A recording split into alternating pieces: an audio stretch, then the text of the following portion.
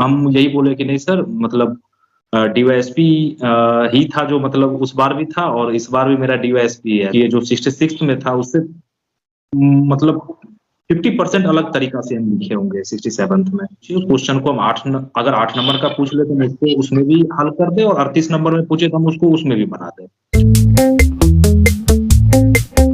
Welcome friends, CMC foundation YouTube channel पे आप लोगों का स्वागत है। आज एक और बहुत ही सफल और शानदार इंसान से मुलाकात आपको करवाने जा रहे हैं। कल 67 बीपीएससी मेंस का फाइनल रिजल्ट आया था और हमारे साथ जुड़ चुके हैं मेरे अजीज दोस्त, रैंक 5 डीएसपी पोस्ट पर चयनित होने वाले ऋषभ आनंद जी। ऋषभ आनंद जी, आपका बहुत बहुत स्वागत है पहले हमारे साथ जुड़ने के लिए। धन्यवाद आपको। ऋषभ जी और हम 66 बीपीएससी में भी पार्ट में साथ में थे। हम लोग का एक ही ग्रुप था जहाँ पर ट्रेनिंग हो रहा था, तो वहां से है। और ये हमेशा बोलते थे कि एडीटीए तो मुझे मिला है, लेकिन मेरा सपना डीवाईएसपी के लिए है, कम से कम बीपीएससी में, और उसके बाद लेटर ऑन यूपीएससी भी इनका सपना है। तो रैंक 5 और डीएसपी आपने सोचा था ऐसा जब एग्जाम देकर आए थे, इंटरव्यू देकर आए थे तब? नहीं, हम तो सोचे भी नहीं थे, क्योंकि टाइम कम मिला था मेंस के समय में प्रिपरेशन का, और इंटरव्यू के भी में कम ही मिला था। तो हम तो सोचे नहीं थे कि 5 आ जाएगा, लेकिन इतना था कि हाँ, सिलेक्शन हो सकता है।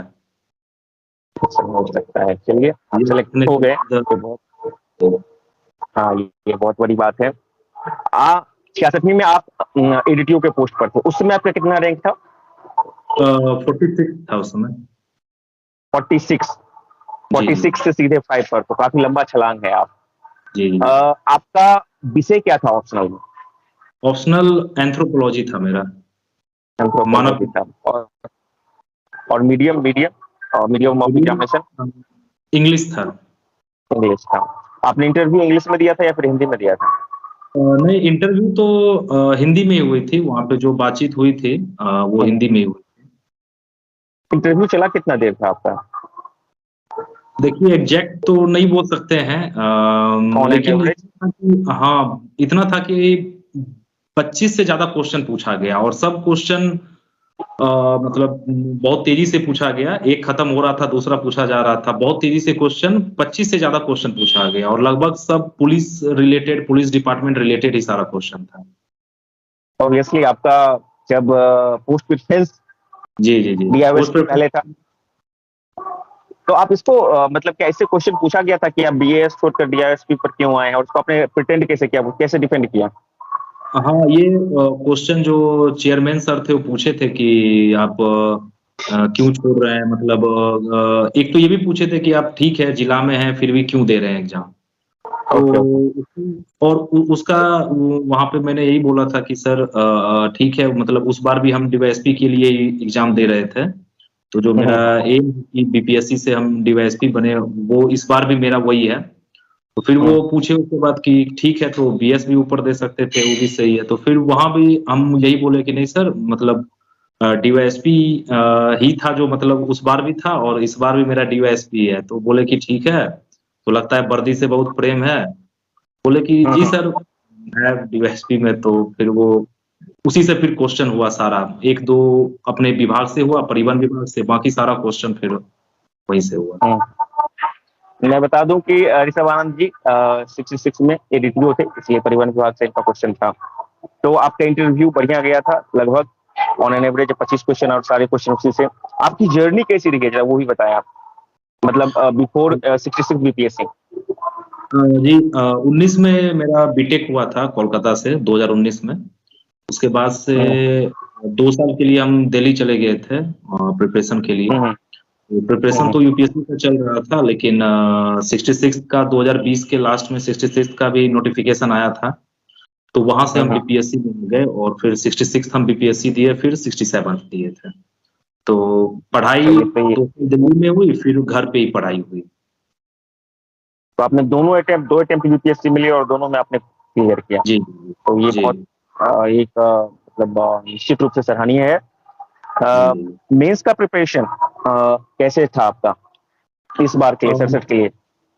मेंस का जो प्रिपरेशन 66 के लिए हम यही किए थे, क्योंकि 66 में टाइम मिल गया था, कोरोना था तो उस समय थोड़ा लेट एग्जाम भी हुआ था, 6-7 महीने का टाइम मिल गया था हमें। तो उसी समय हम सारा नोट्स बना लिए थे, GS1 का हो, GS2 का हो या फिर एंथ्रो अपना ऑप्शनल हो, सारा का नोट्स हम बना लिए थे। वो भी नोट्स में कंटेंट मतलब हर तरीके का हर चीज वहां पे नोट्स में रखा हुआ था मेरा।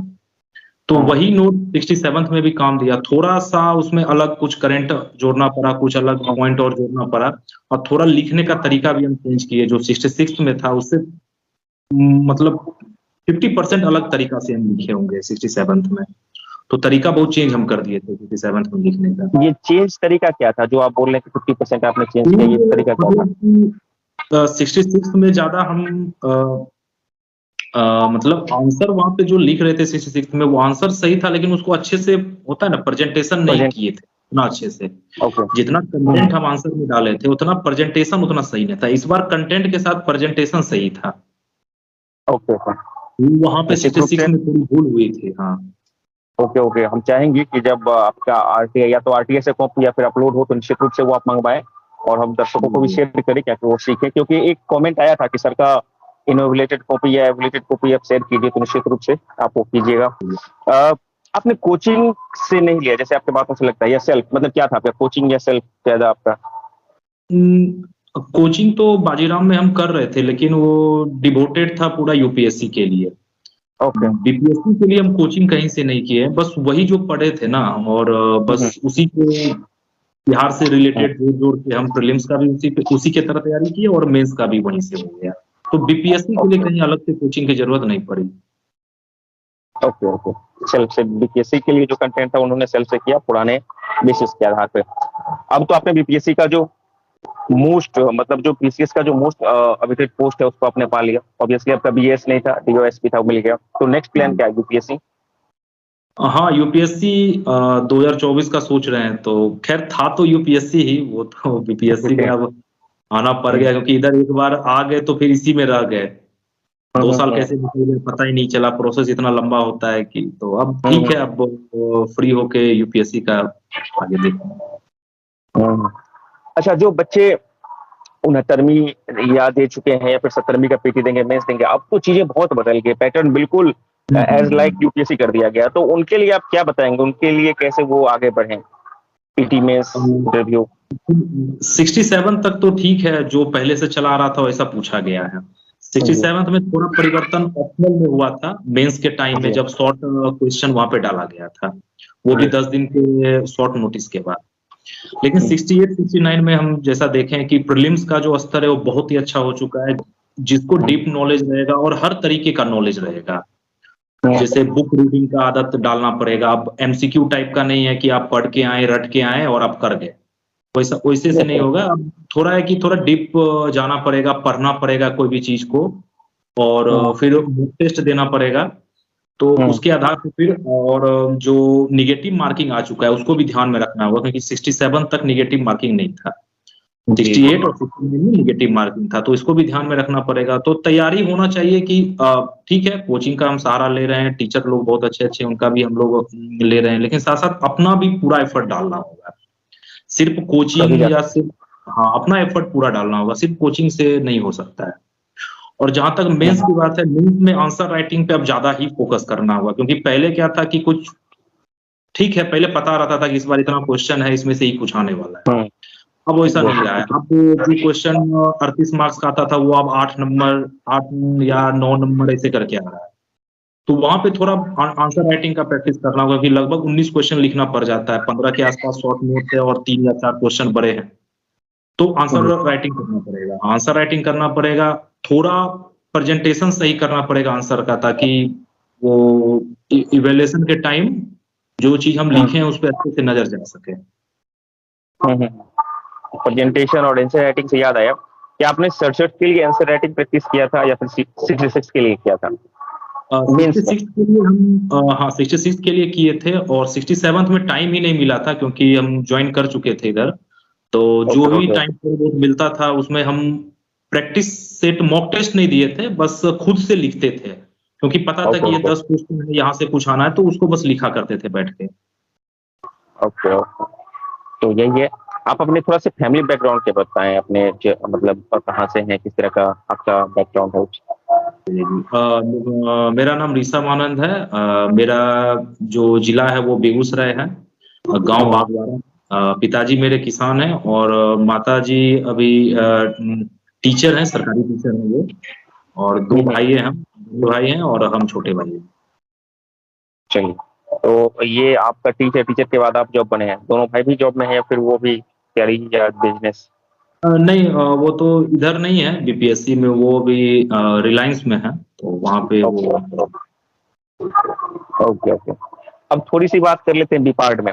आप डिपार्ट में जी थे, काफी फिटनेस फ्रीक भी थे, है ना? जी जी। हमेशा जिम जाया करते थे और जिम में अक्सर हमसे बोला करते थे कि मुरारी जी आप मेरा जिम का फोटो नहीं डाले, वीडियो नहीं डाले। और देखिए आज का दिन ऐसा है कि पूरा फुल इंटरव्यू हो रहा है, तो वापस फिर से आपको विपार्ड में जाना है। और अब तो आप मतलब कि सरसठवीं में भी जाइएगा, तो कैसा था विपार्ड का जर्नी? और आप फिर वापस विपार्ड में जाइएगा, आप इस पर थोड़ा सा अपना मंतव्य दीजिए। डिपार्ट का जर्नी तो बहुत अच्छा था। वहाँ पे जो सबसे मिलना होता है, सबको जानना होता है, वो सब बहुत काम देता है। सबसे मिल के रहना, सबको जानना, सबके बारे में जानना, क्या सर्विस है, नहीं है। और क्योंकि जब डिपार्ट से निकल के हम लोग अलग-अलग जिलों में जाते हैं, ब्लॉक में जाते हैं, तो फिर वो सब काम देता है। दूसरों से बात करना, उनका एक्सपीरियंस, अपना एक्सपीरियंस भी शेयर करना। और विपार्ट को एक अच्छा था कि विपार्ट का रूटीन ठीक है, शुरू में थोड़ा लगता था कि 10-15 दिन ऐसा लगा था कि थोड़ा टाइट है, सुबह उठो, शाम तक कभी टाइम नहीं मिल रहा है। लेकिन बाद में उसी में हम लोग ढल गए, तो फिर अच्छा लगने लगा। फिर प्रोग्राम भी हुआ, स्पोर्ट्स होता था वहाँ पे। फिर ट्रिप, दार्जिलिंग ट्रिप हम लोग गए थे, दिल्ली गए थे और फिर अहमदाबाद। तो ये सब है कि अच्छा है, कोऑर्डिनेशन आपस में बहुत अच्छा है हम लोग का अभी भी है। सीटे 6 बैच में बहुत को जानते हैं, बहुत से अच्छा है हम लोग का। तो फिर से आप वहाँ पर आ रहे हैं, 26 से फिर से हम लोग का शुरू हो रहा है, तो एक बार फिर मुलाकात होगी, फिर तो आप सर में वापस चले जाइएगा, बीत के चले जाइएगा। जी तो जी। ये पूरा जर्नी है आपका। आपके उज्जवल भविष्य की कामनाएं फिर से करते हैं कि आप यूपीएससी की तैयारी कर रहे हैं, वहां पर भी आप सफलता मिले। और लास्ट में जाते जाते जो भी न्यू कमर्स हैं, आज जिनका छूट गया उनके लिए, और जो नया तैयारी कर रहे हैं उनके लिए कुछ मैसेज? देखिए, जिनका छूट गया उनको निराश नहीं होना है। उनको ठीक है, कुछ नंबर के लिए हो जाता है या फिर कहीं ना कुछ, क्योंकि बहुत का इस बार हम सुने थे डीआई भी गलत हुआ था, तो कुछ ना हाँ कुछ हाँ वो रह बिल्कुल। जाता है। तो जो जहाँ पे त्रुटि रह चुका है, जहाँ पे प्रॉब्लम हुई है, उसको सॉल्व करे। अब जो है आंसर राइटिंग पे ज्यादा फोकस करना होगा और थोड़ा जो चीज पढ़ रहे हैं उसको थोड़ा डीप में जाके पढ़े।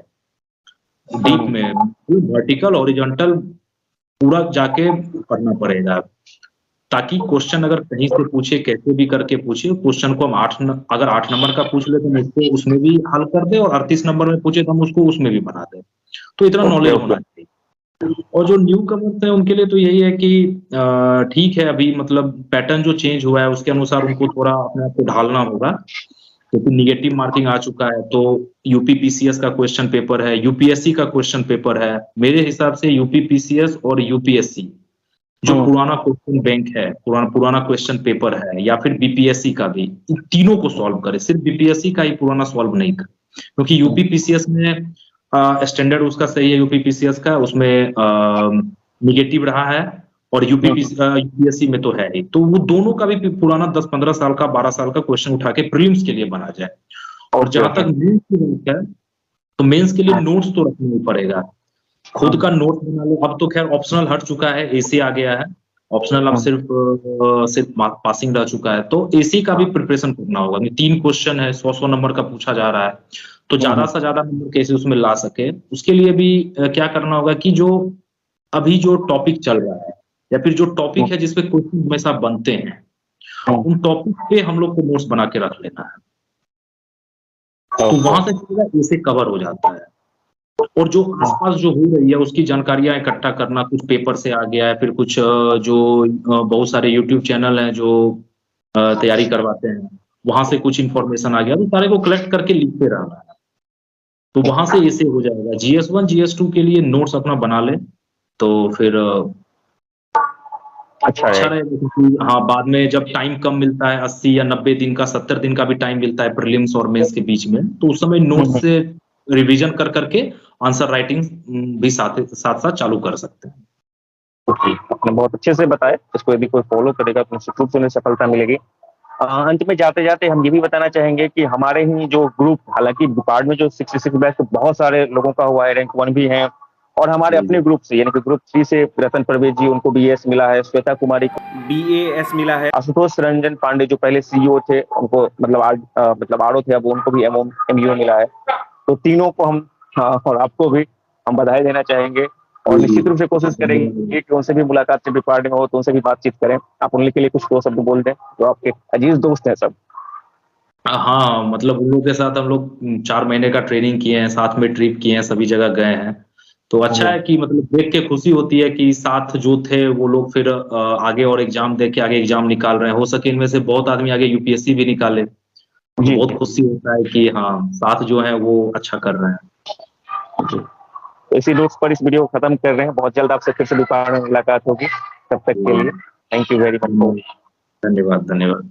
सब्सक्राइब करें हमारे चैनल एम सिंह फाउंडेशन को और बेल आइकन को प्रेस करने के बाद नोटिफिकेशन को ऑन कर लें कॉम्पिटिटिव एग्जाम की तैयारी एवं संबंधित सभी जानकारी सबसे पहले पाने के लिए।